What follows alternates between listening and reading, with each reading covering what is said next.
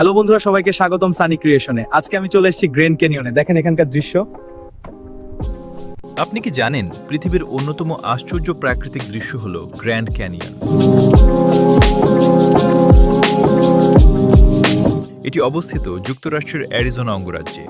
প্রায় ২৭৭ মাইল লম্বা এবং ১ মাইলেরও বেশি গভীর এই বিশাল গিরিখাত তৈরি হয়েছে কোটি কোটি বছর ধরে কলোরাডো নদীর ক্ষয়ের মাধ্যমে।